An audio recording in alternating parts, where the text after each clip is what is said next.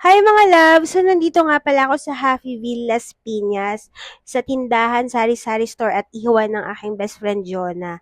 So, yan, nagpabili kasi ako sa kanya ng talaba at ito dinagdagan niya ng tahong at seaweed.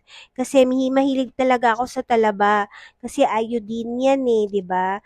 Para iwas thyroid or anything, ganyan. And tinernohan ko na rin ng royal para pampatanggal umay. At yun, habang sarado ang kanyang ihawan, nag-lunch muna ako. By the way, magti 3 PM na yan. And siguro yan na rin yung dinner ko. Marami kasi nakakapansin na nagkalaman talaga ako. From 2021 hanggang 2023, 5 kilos talaga ang ginain ko, mga love. Kasi nga, lagi ako nag-Starbucks and mahilig ako sa sweets. Ayan. So, yun, yung carbs ko din, usually 1/4 cup of rice lang ako. Pero napa 1 cup of rice ako today kasi ang sarap nung kinain ko and